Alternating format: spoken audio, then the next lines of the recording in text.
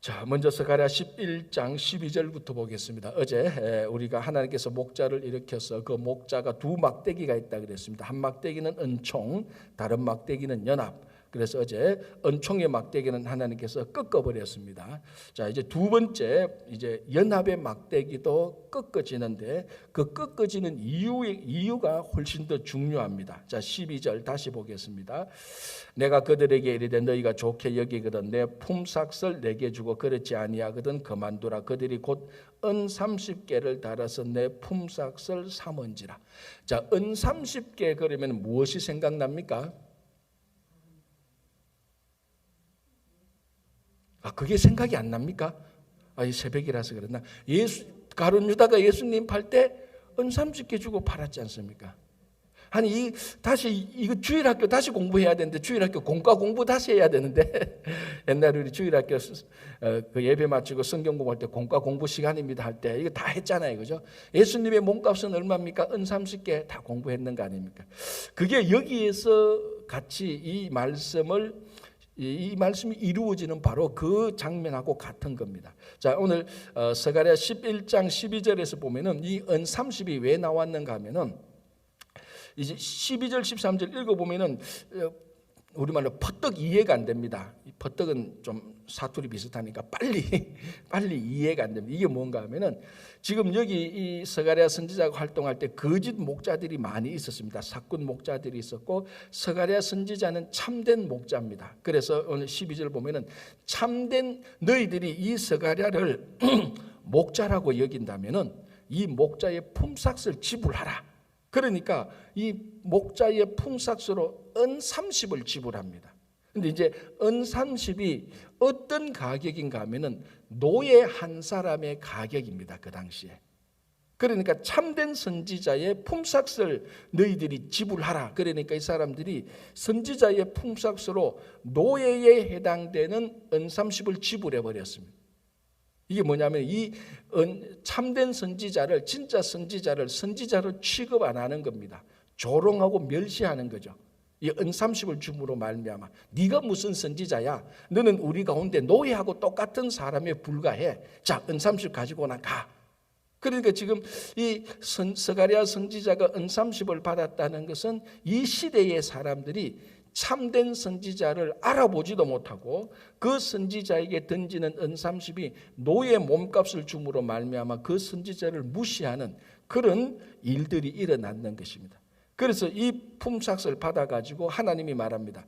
야, 하나님이 불러서 세우신 이 은 30, 하나님이 불러서 세우신 이 스가랴 선지자를 이 백성이 노예 취급하는구나. 그렇다면 스가랴야 이 은 30을 가지고 그냥 토기장에게 던져주고 치워라. 우리말로 하면 이거죠. 내 몸값이 이거밖에 안 돼? 야, 치워라. 내가 이거 안 받고 말지 하고 때려치워라. 이런 거하고 마찬가지예요. 그러면 이것을 누구에게 주라 그러면 토기장에게 던져라.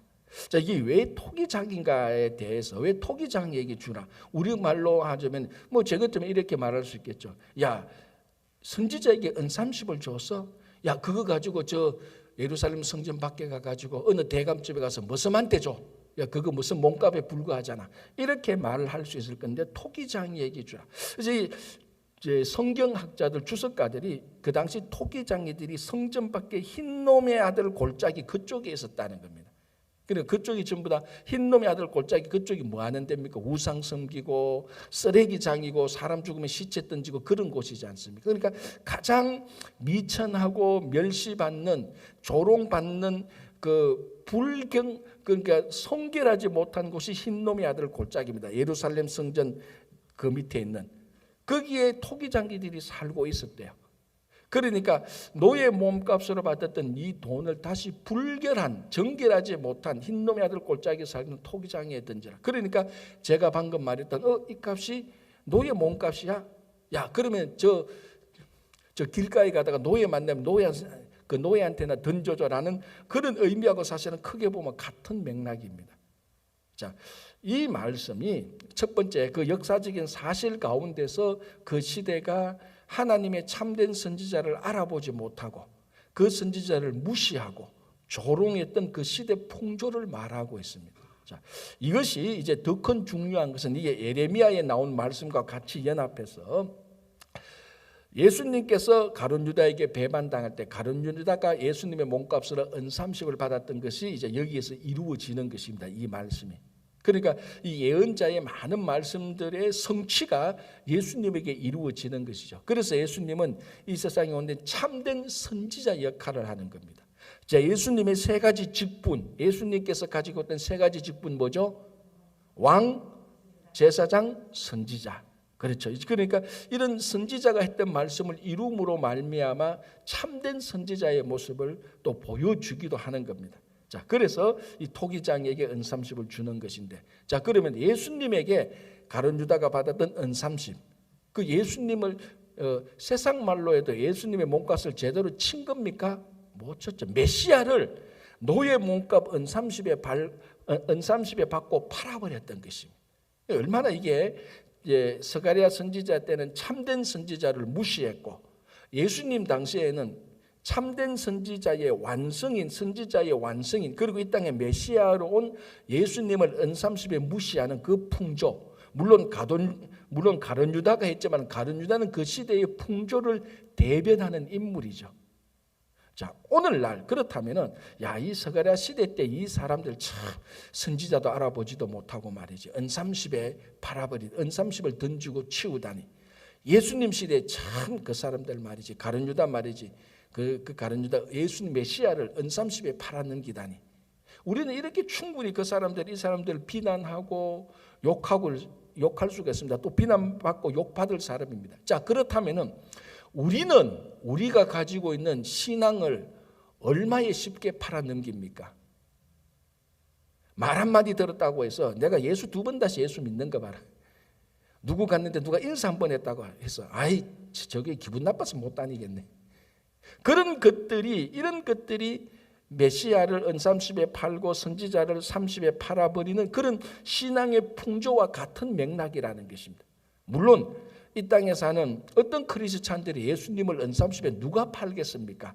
안 팔죠. 그러나 은30에 예수님을 배반하지는 않지만은 그렇게 직접적으로 은30을 받고 예수님을 마귀에게 넘긴다, 그런 생각은 애시당초 못하지만 신앙의 삶의 모습을 보면은 그런 풍조로 살고 있다는 겁니다. 이 신앙을 아주 헐값에 팔아넘기는, 약간만 뭐 하면은 제일 먼저 걷어치우는 게 신앙, 제일 먼저 포기할 게 신앙. 어렵고 힘들면은 내 취미생활 좀 포기하고, 어렵고 힘들면은 내 이익을 좀 포기하고, 끝까지 지켜야 될 것이 신앙인데 좀 어렵고 힘들면 제일 먼저 버리는 게 신앙생활, 끝까지 붙들고 늘어지는 게 돈.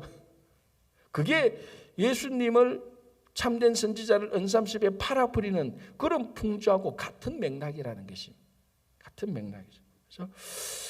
그래서 하나님께서 목자가 가지고 있었던 두 번째 막대기, 연합이란 막대기도 꺾어버립니다. 너희들이 무슨 참된 선지자 한 사람도 제대로 알아보지 못하고 선지자 한 사람을 노예 취급하는 너희들에게 무슨 연합이 있고 무슨 너희들을 회복시키겠느냐. 그래서 연합의 막대기를 꺾어버립니다. 그래서 분열과 흩어짐과 이런 일들을 이제 나타나게 되는 겁니다. 자, 여기에 대해서, 이런 풍조에 대해서, 이런 사람들에 대해서 하나님께서는 어떻게 반응하시냐? 하나님의 대답이 나옵니다. 자, 15절, 여호와께서 내게 이르시되 너는 또 어리석은 목자의 기구들을 빼앗을지라. 자, 이 당시에 이제 어리석은 목자는 사꾼 목자들, 거짓된 목자들이라고 말할 수 있겠죠. 이런 어리석은 목자들의 기구를 빼앗아버리라. 참된 목자를 인정하지 못하는 그 시대 사람들. 그러면은 어리석은 목자가 진짜 참된 목자의 역할을 하니까 그렇게 해서는 안 되지 않느냐? 그럼 어리석은 목자들의 기구를 빼앗아라. 그리고 목자가 목자의 역할을 하지 못하게 하라라는 것입니다. 자, 여기서 이제 어리석은 목자는 어떤 사람인가? 분별력이 없고 능력이 없는 사람입니다. 어리석은 사람. 그래서 성도들도 어리석은 성도가 되어서는 안 됩니다. 자, 여러분, 순수한 성도하고 순진한 착한 성도하고 어리석은 성도는 다르죠. 그죠? 어리석은 성도는 분별력도 없고 이단이 말하면 그쪽이 진짜한가 그쪽을 뚝 따라가서 이단의 주장을 맞다고 막 우기는 사람들, 전부 다 어리석은 사람들이고 분별이 없는 사람들입니다. 세상적으로 굉장히 똑똑하고 일을 시키면 잘하는데 영적으로 굉장히 어리석은 사람들이 있어요. 얘기를 보면은 야, 저 사람이 저렇게 똑똑하고 저렇게 공부를 많이 했고 세상에서 성공한 사람인데 신앙적으로 얘기해 보면은 전혀 분별이 없는 사람들이 가끔 있습니다. 그렇죠? 그런 사람들.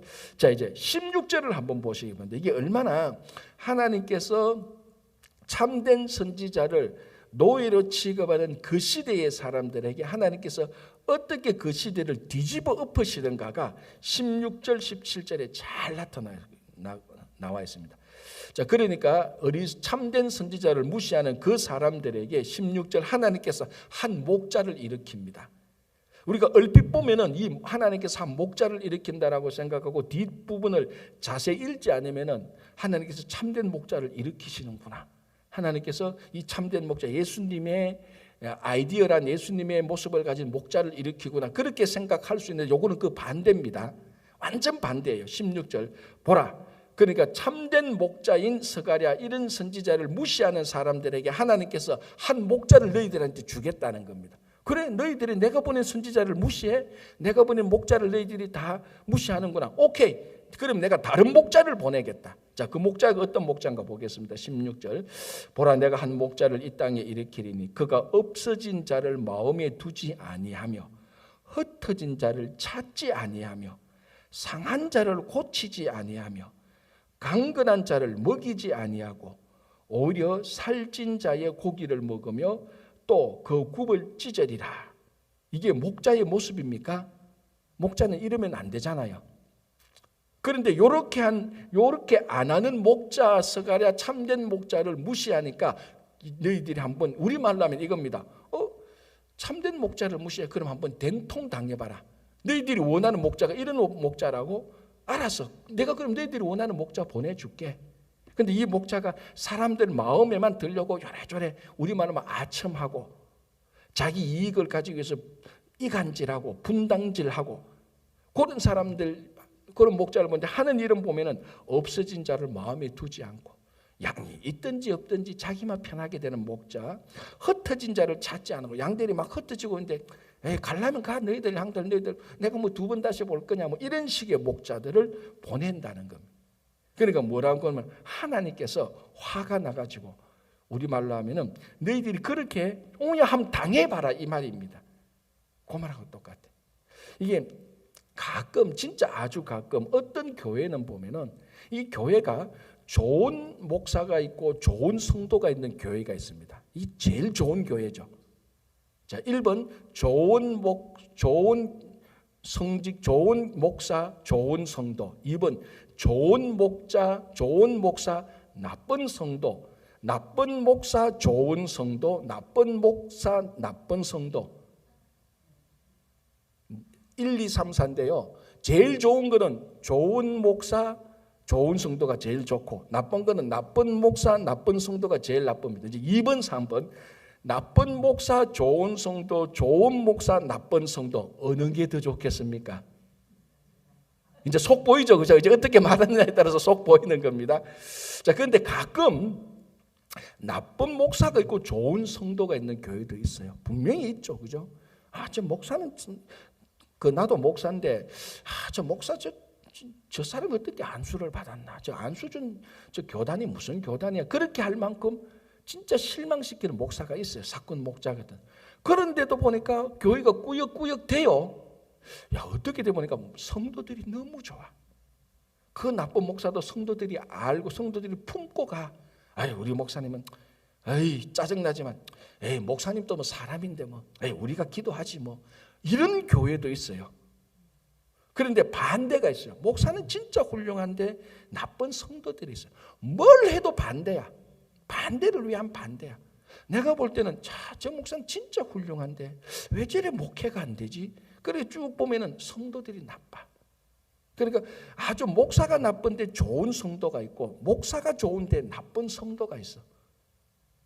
자, 이제 목사가 나쁜데 좋은 성도들은 그래도 하나님께서 그 교회를 복을 주시더라고요. 그래도 교회가 분열이 안 돼요. 왜? 성도들이 결국 분열이 된다는 것은 성도들이 나눠진다는 것 아닙니까? 좋은 성도들이니까 목사가 나빠도 꼭 참고 기도하고 가요. 이런 교회는 나누어지지는 않아요. 대신 부흥도 안 돼. 대신 교회가 분열은 안 돼요. 어떤 교회가 분열되는가 하면 아까 나쁜 목사, 나쁜 성도는 이건 금방 분열되고 결국 분열되는 것은 좋은 목사, 나쁜 성도가 분열이 돼요. 언제 분열되는가? 좋은 목사, 나쁜 성도가 있을 때는 분열이 안 돼요. 목사가 끝까지 지키기 때문에 사람들이 좀 흩어질 수 있어도 교회가 분열이 안 돼요. 목사가 붙들고 늘어지니까 워낙 좋은 목사니까. 그런데 어떻게 하다 보면은 하나님께서 이 목사를 옮겨요. 너 도저히 거기에서 목회가 안 되겠다. 그 목사를 옮겨요. 그러면 이제 이 나쁜 성도들이 잘 됐다. 이 목사 같다. 이제 자기들이 원하는 목사를 구해요. 청빙해요. 좋은 목사를 청빙할까요? 나쁜 목사를 청빙할까요? 상식적으로 생각을 해보면 상식적으로 나쁜 성도가 좋은 목사를 청빙할 이유가 없죠. 꼭 자기하고 똑같은 목사를 청빙해요. 그제서야 된통 당하는 겁니다. 그제서야 앞에 목사님이 좋은 목사였구나. 그제서야 깨닫는 거예요. 진짜 무시무시한 목사를 하나 만나가지고 아주 성질 더러운 목사 만나가지고 이게 목사냐 할 정도의 목사를 자기들이 청빙했어. 그래서 교회가 분열하고 없어지는 경우도 가끔 봐요. 지금 거기에 스가랴 선지자 요때 모습이에요. 지금 제가 왜 이야기하느냐? 자, 하나님께서 좋은 스가랴 선지자를 보내줬어요. 그런데 이 참된 목자를 사람들이 어떻게 취급하느냐? 노예 취급하는 거예요. 왜? 노예 몸값을 주니까 하나님께서 알았다. 나쁜 성도 좋은 목사 케이스예요. 알았다. 그럼 이번에는 너희들이 원하는 목자를 보내줄게. 그게 16절에 나오는 목자입니다. 내가 한 목자를 이 땅에 일으키리니 너희들이 원하는 이런 목자, 너희들이 스가랴 같은 목자 싫어하잖아. 그럼 스가랴 반대되는 목자를 보내줄게.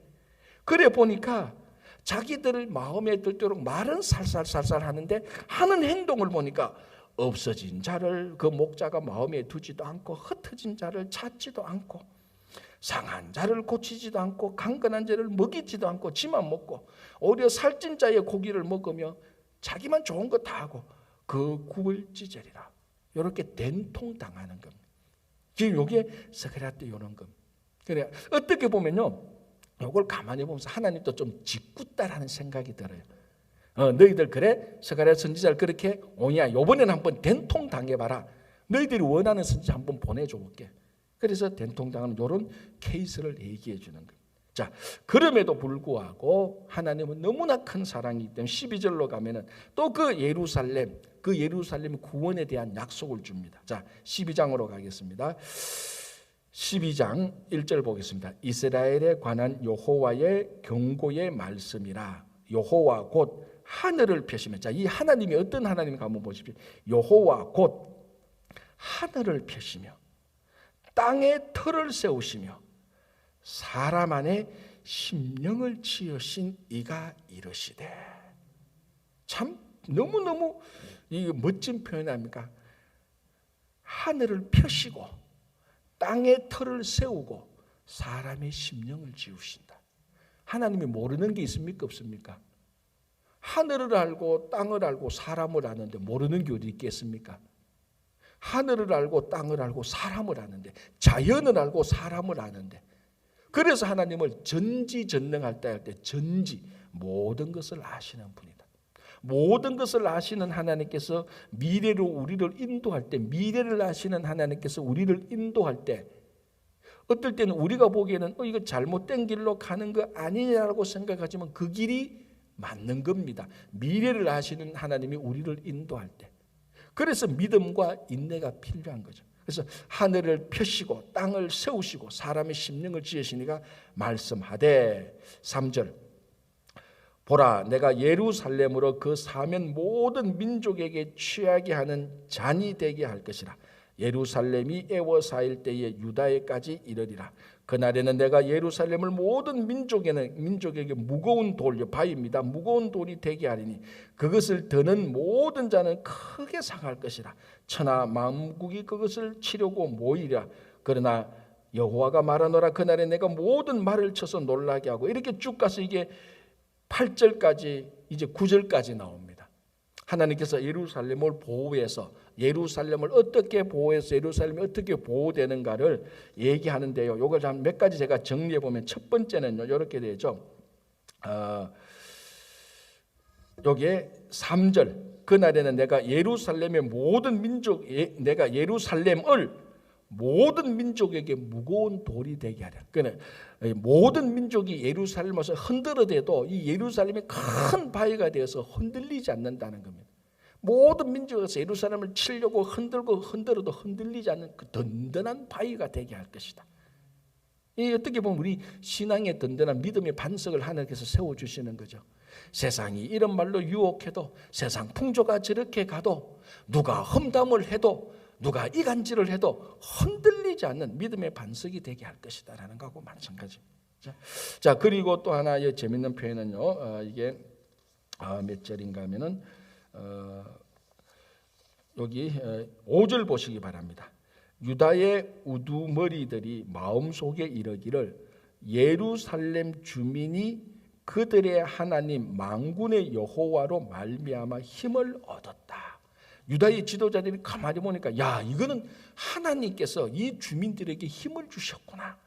옆에서 보니까 하나님의 능력이 나타났다는 것을 간증할 수밖에 없는, 우리가 보통 간증하면은 자기가 당한, 자기에게 임한 하나님의 은혜를 말합니다. 그죠? 그게 있는데, 이거는 무슨 간증인가 봐.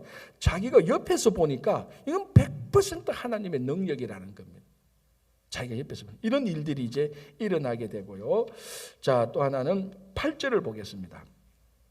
그날에 여호와가 예루살렘 주민을 보호하리니, 자, 하나님께서 예루살렘 주민을 보호하는데 어떤 일이 생기는가 한번 보십시오. 그 중에 약한 자가 그날에는 다윗 같겠고, 여러분들은 약한 자가 아니라서 아멘이 안 나오는 것 같은데, 이 여러분은 어마어마한 말 아닙니까? 그 중에 제일 약한 자가 해봤자 다윗 같겠대요. 다윗이 어떤 사람이 하나님의 마음이 합한 자고, 골리앗하고 싸워서 이기고 하나님께서 가장 기뻐하시는 나라를 세운 나라입니다. 근데 그 중에서 예루살렘 주민들 가운데서 아주 약해 빠진 자도 최소한 다윗 같다는 겁니다. 쉽게 말하자면 예루살렘 주민의 최하가 다윗 같대요. 최하가 다윗 같대. 그러면 최고는 도대체 뭐 같아야 됩니까? 그 예수님 같아야 될 것 같아요. 그죠? 자, 그런데 진짜로 보십시오. 그 다음에 뭐라고 말을 하는가 하면요. 자, 다시 8절 볼게요. 그날에 여호와가 예루살렘 주민을 보호하리니 그 중에 약한 자가 그날에는 다윗 같겠고, 다윗의 족속은 하나님 같고, 무리 앞에 있는 여호와의 사자 같을 거죠. 자, 이게 지금 쉽게 표현하면 이렇습니다. 하나님께서 예루살렘 주민을 보호할 테니까 그 예루살렘 가운데 최하가 다윗 같고, 최고는 뭐 같다고요?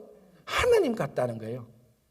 우리는 최고가 되어도 다윗 근처만 가도 최고로서 영광인데, 최하가 다윗 같대. 최고는 신적 존재처럼 하나님 같다는.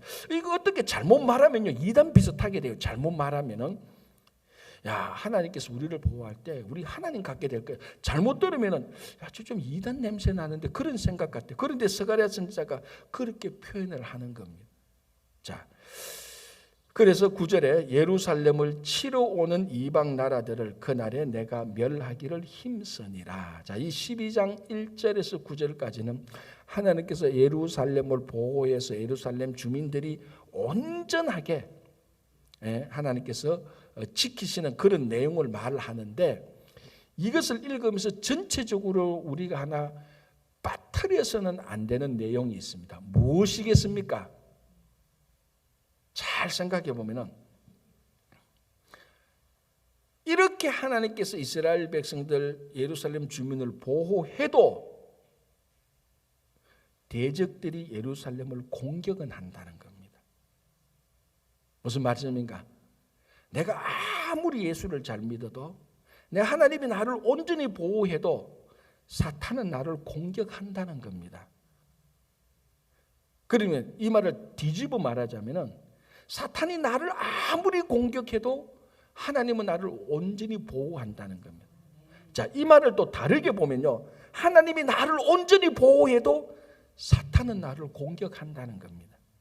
이게 우리가 빠뜨려서는 안 되는 거예요. 여러분들이 40일 금식 기도를 1년에 평생에 몇 번 해도 사탄은 여러분들을 공격해요.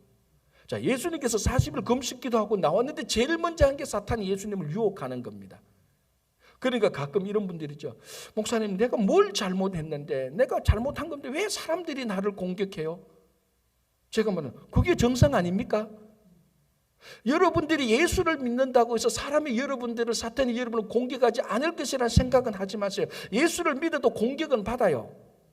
예수님도 그랬는데, 오늘 여기 보호한 예루살렘 주민을 보호해도, 아니, 사탄이 공격하니까 보호하지. 그러니까 우리가 예수를 믿으면요, 비난도 받고요, 공격도 받아요. 그러나 그 공격과 비난에 흔들리지 않는 바위처럼 세워줄 것이라는 것. 그러니까 요걸 분별할 줄 알아야 됩니다. 우선 내가 순수하게 목회는 제가 하는 거고, 순수하게 봉사를 하고 해도 왜 사람들이 나를 시기하고 질투하고 왜 공격하죠? 그게 정상입니다. 그래야 되는 거예요. 이사야도, 제가 늘 말하자면 이사야 선지자가 뭐라고 하면, 내가 너희들 물 가운데 다닐지라도, 불 가운데 다닐지라도 너를 완전히 보서 물 한 방울도 튀기지 않고 불 하나도 너희들을 머리카락 하나 거슬리지 않도록 보호하겠다. 그럼 뭘 전제로 하는 겁니까? 물 가운데로 가고 불 가운데로 간다는 것을 전제로 하는 겁니다. 하나님께서 예루살렘 주민을 보호하는 것은 뭘 전제로 합니까? 사탄이, 대적들이 공격한다는 것을 공격하니까 보호하는 거지. 그런데 많은 성도들이 예수를 믿으면 사람들로부터 질투, 시기, 공격도 안 받아야 된다고 생각해요. 그건 착각 중에 착각이에요. 이 세상에 그런 일은 없습니다. 예수님도 사탄한테 공격받고 바리새인들한테 공격받고 종교 지도자는 무지무지하게 공격받았는데, 예수님도 공격받고 비난받고 그러니까 시기와 질투 받았는데 나는 안 받겠다. 그게 신앙 모르는 거죠. 그래서 뭐 이 교회는 가니까 뭐 내가 열심히 하니까 시기하고 질투하더라. 무슨 교회가 이래? 그게 정상적인 교회예요. 다른 교회는 열심히 일하는데 시기 안 하고 질투 안 할까요? 그런 교회는 지구상에 없어요. 늘 가르치잖아요. 그런 교회가 있으면 네가 시기하고 질투하게 될 거라고 말합니다. 이 땅에는 그렇게 없어요. 오늘 또 보십시오. 예루살렘 주민을 보는데, 자 보십시오. 여기 보십시오. 모든 민족들이 예루살렘을 공격합니다. 모든 민족들이. 그죠? 그러나 하나님께서 모든 민족들이 공격해도 어떤 경우에도 하나님께서 온전히 보호한다는 거예요. 그래서 요거를 우리 두 가지를 알아야 됩니다. 하나님께서 어떤 경우에도 우리를 보호한다. 그리고 우리가 어떻게 신앙생활을 완벽하게 해도 우리를 대적하는 세력들은 있다. 요 두 가지를 확실히 알고 우리가 살아갈 때 혼돈도 없고 헷갈리는 것도 없고 염려 불안도 없습니다. 오늘도 여러분들이 혹 어떤 공격이나 대적받고 있으면 이게 정상이구나, 그래도 하나님께서 나를 지키시는구나 라는 그런 확신과 믿음 속에서 살아가시기 바랍니다.